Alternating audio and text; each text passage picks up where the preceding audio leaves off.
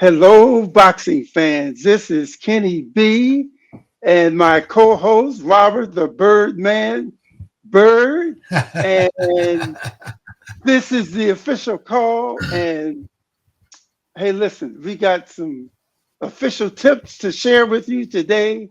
And the first official tip has to do with when a referee has to stop the fight. Now, we got a clip as me and the Birdman are talking about this particular stoppage. And the key thing is these type of stoppages, and I'm going to go through it, and Bird's going to go through it. To me, are the hardest stops in the game when fighters are going at it like this, especially when a fighter gets hit. And there's certain things that we look for, And the particular fight that I'm referring to was on the September 13th Canelo Crawford fight when Santana fought Nelson. And in the first round, Santana caught Nelson with a good shot, which he happened to go back a little ways near the ropes. And as Santana was throwing a barrage of punches, at one point, Nelson kind of brushed the ropes or may have leaned on the ropes. But now, remember this, things are happening fast. I mean, you don't have time to sit back in the rocking chair and pull up a cigar and start smoking it saying, oh, I can do this. No, it's happening fast. Yeah. And in the time between he got hit with that shot and the things that as referees that we look at is the fighter effectively defending himself? And a lot of boxing fans and trainers think that if you just put your defense up, that's enough. And that's not enough because punches are still getting through. So you're already injured or hurt, and you just put your gloves up and you're taking more shots. Well, is there other things you can do to defend yourself? Well, certainly is. You can start moving. You can get out of the way of those punches. You can dip and roll and shoulder roll. There are a number of different things that a fighter can do as opposed to just putting his gloves up, because that fighter has to convince the referee that he's still in it. And if he don't effectively do it, then the referee has no choice. Secondly, Santana, and I counted over 20 punches that he threw before the referee, Robert Hoyle, stepped in and stopped it. And I believe from my viewpoint and rewatching the tape over and over, the fighter started backing up as though looked like he was going to go down. So it makes it tough for us referees, because the question now is, number one, do you stop it? Has he taken enough for you to decide that enough is enough? Number two is that if you don't stop it and give him a count, but you can't because he never went down. He has to go down before you administer a count. So, as we know, there is no standing eight count. So, Hoyle was in one of those tight situations, which I've said over and over before. Stopping fights is the toughest thing for us to do, because our number one objective is the safety of the fighter. Bird, take it over. Yeah, Kenny, you've hit a lot of the salient points that are involved. So at this point, and one of the things we said when we began the show was that what we wanted to do was educate the public. Exactly. The second thing that we wanted to do, we were going to bring the public, the fan, we're going to bring them in the ring. We're going to make the fan the referee. And so Yes. that's what I want to do. Given this situation, I want to make you, the fan, the referee. And this is how we're going to start. We've said in podcasts that the control begins in the dressing room. And I can tell you this because what I did when I was in the dressing room, specifically addressing this kind of scenario, I would say to the fighter and his corner man, but primarily and specifically to the fighter, I would look them in the eye and I would say, look, if you start taking a lot of shots, you have a responsibility. You, the fighter, you have a responsibility to me, the referee, to show me that you are both willing and capable of defending yourself. If you can do that, then I'm going to let you fight. But if you don't do that, then I'm going to take the action that I deem that's appropriate. Okay? So that's what I tell them in the dressing room. Okay? So now, as a referee, we're back in the ring in the Nelson-Santana fight. And what we see is Santana throwing a lot of shots. Yep. Nelson is being hit by those shots. By my count, somewhere in the area of 11 to 13 hard, clean shots. Okay? Yeah. Hard, clean shots. Now, again, what we tell them is you have a responsibility to show me that you're willing and capable of defending yourself. Well, in this case, what we saw, okay, there's no attempt to run or circle. Yep. To get out of the way of the punches. There's no attempt to throw punches back. There's no attempt to hold or clinch. Yep. All of these things, as a referee, what we look for these things to let us know that you, the fighter, are thinking. You're thinking about trying to intelligently defend yourself.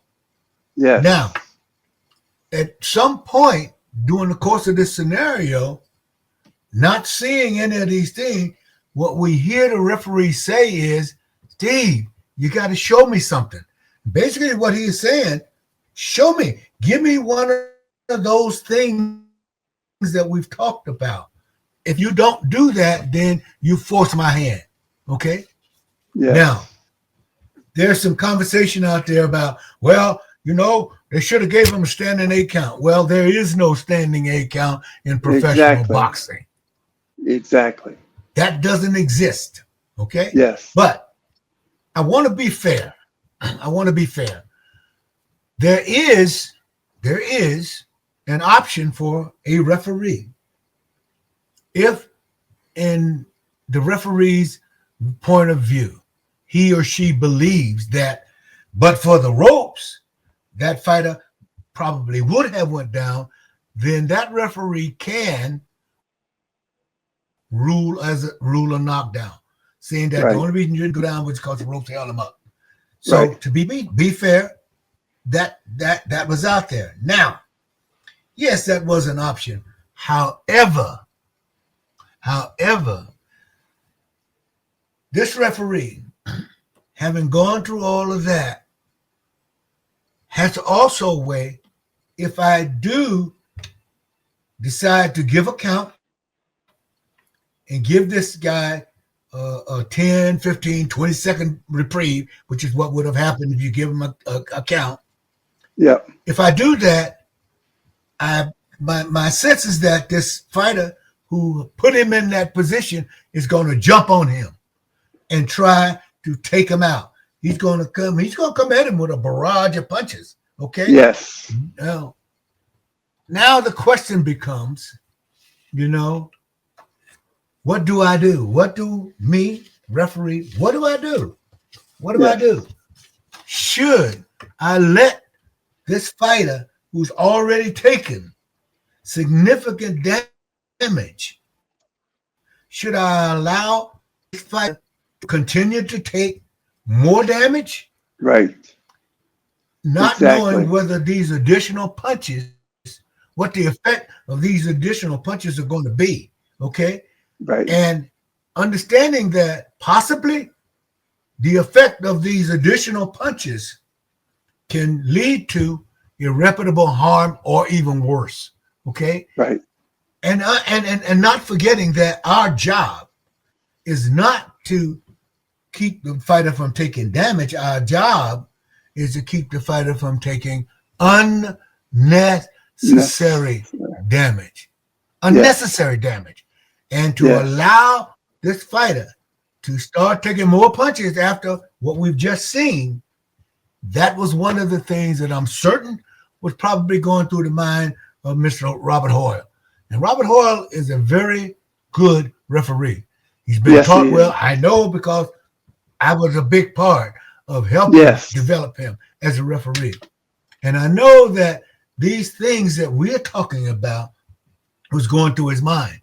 All of these things go through the mind of a referee. And Kenny, you've already hit on it. The worst thing for any official in any sport is to be indecisive. You have to be decisive in your actions. That having taken all of that into consideration, all of the things that we talked about, you talked about, I've talked about, all those things into consideration, what Mr. Hoyle did was said, you know what? This is just not your night, son. Right. So I'm stopping this. Exactly. This is not your day. Your day, you'll have another day, but today is not that day. And he took the action that I feel was totally appropriate in this bout. And I feel that that Bobby made the right call as well. And like you said earlier, commentators are going to say what they want to say. And the only respect that I can give to commentators is when they start coming and going to referee seminars to see how referees are trained so that they know when a fight like what Bobby just had, where a referee has to make a split decision right now. And we all know safety is first. It's not only for just commentators. I'd like to see trainers. I'd like to see boxers. I'd like to see all of them go to these seminars. Because if a trainer takes the attitude that it was just a bad stoppage from what they see, well, they're doing the opposite of what we're trying to teach. We want you to see it the way we see it. And if you do, you will prepare your fighter the next time out. Look, if you get hurt, you got to do this. You got to do that. Yeah. But and just covering up and taking Kenny, punches is not enough. Yeah. Yeah. Yeah, go ahead, Bird. Yeah. And here's the other point I want to make, Kenny. We hear the commentator, particularly in this fight, that was a bad stoppage. Oh, my God, that was a bad stoppage. Well, let me say this. It wasn't a bad stoppage. What you can say, perhaps, is that it was an early stoppage. That's a maybe. But let me tell you what a bad stoppage is. A bad stoppage is when unnecessary damage is allowed to take place upon a fighter. Exactly. Leaving that fighter with irreparable harm or worse. Exactly. It's better to be one punch too soon. That's more preferable than to say it was one punch too late. One punch too late. That is what a bad stoppage is. Exactly. Ditto, and a ditto, because this fighter, this is his career. Yeah. And we can go back into past fights and talk about fighters and their conditions a year or two later, maybe a little longer, but it's just something that the decision we make in a second, it can be costly to a fighter. Costly. Right. Yeah. Which takes me to Now, this. that was Well, another fight on that card. go ahead. Go ahead. That was Go another ahead. fight on that card that caused a little controversy too. Yeah. And that was the fight that was between Mr. Walsh and Yes. Mr. Vargas Jr. Yes. Now, when I looked at the film or the video of the fight, frankly, I couldn't really see how cleanly the punch landed or didn't land. So what I did, Harvey Doc, I called him and I said, Harvey, can you give me your take on this particular fight? From your view, tell me what you saw. And what he said is I didn't see a clean punch. Truth, I really didn't see like a real punch land. I just missed it. To be honest with you, Bob Bird, he said, I just missed it. Yeah. Yeah. And what, especially those of us who are assigned to officiate boxing and irrespective of the fact that we are extremely competent, the one thing that people cannot forget, we're still human. Exactly. And then we're going to make a mistake. We're going to make a mistake. The good thing is that, and you know, hats off to him for that. Yeah. Yeah. And it's when you're able to address the fact that you made a mistake. We're all human, like you said. One of the things that I used to do to train my eye is when a fight took place, I would like to see it right when it took place and be that couch potato while that fight was taking place and make calls in my head on what punches, where they landed, what the call should have been, so that it would train my eye more. And was that an unusual punch? Only in a way that it hit Vargas hit Walsh right in the chest, and he went down. He didn't slip from getting hit or anything. It was a good, clean shot. Walsh went down, and it is what it was. And in situations like that, Bird, you might want to explain to our viewers about instant replay. I know that you wasn't the instant replay official, but the procedure as to how that works for the fans. Yeah. Well, I am a review official, but I wasn't a review official For that fight. Right. And I don't know. I don't know if there was an inquiry made to the review official, Right. or not.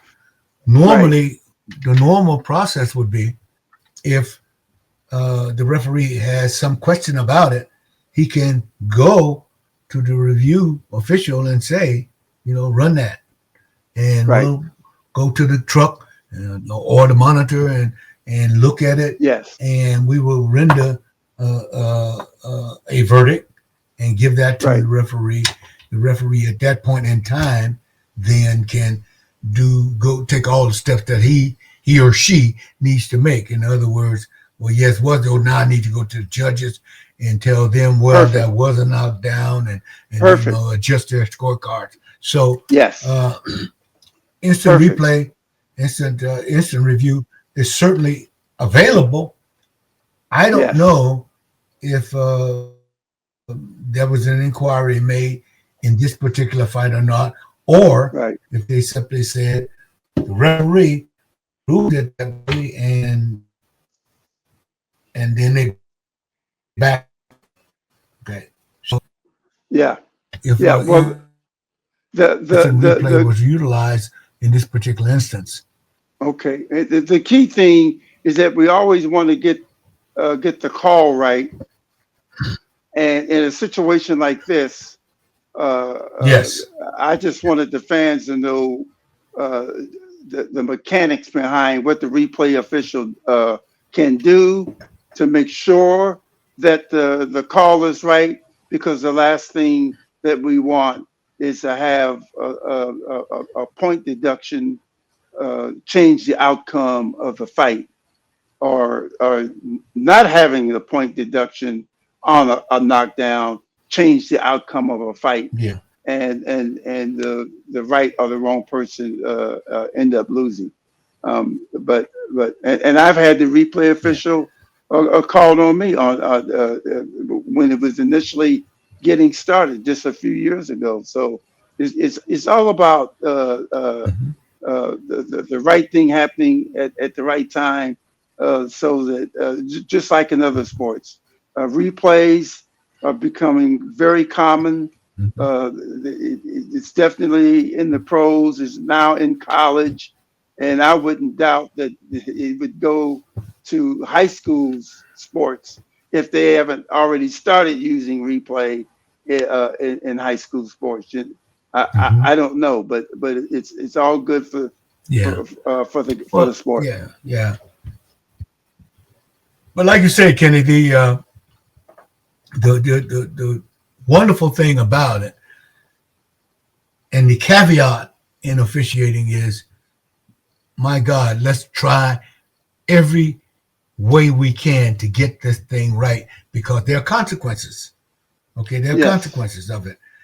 Fortunately, in this fight, you know, it didn't make any difference at all, it because made no difference. essentially, essentially, Mr. Vargas lost practically every round. So, Yes, whatever the decision would have been would not have made a significant difference in this right, particular fight. But right. that's instant replay is a wonderful thing. It's a part of the evolution of the sport, and Yes, anything that's stagnant, that doesn't move, is not good. And so the yes, evolution of sports, and boxing is one of the last ones to come into it, but fortunately yes, we have come into it. Uh, yes, it's a wonderful thing. You know, a few yes. years ago there was no such thing as a coach's challenge in basketball. But there's a Right. reason why Yes, yes. And the instant reason replay is and that those things have been implemented into the game, and it is to make the game more fair. Period. right. So, TLC fans, I think that wraps up our official tips. Um, we always thank you for being a part of our family. And I just want to say, for me and the Birdman, this is the official call again, and we'll see you on the next show. Thanks. And Bird, you got to finish it out. We'll see you next time. And What I we'll see say you the you next must time. obey. And just What, and remember, what I say you must well, obey. okay. Well then, And let's do this. let's do it. Let's do it. Let's do it. We'll see you next time. Next time.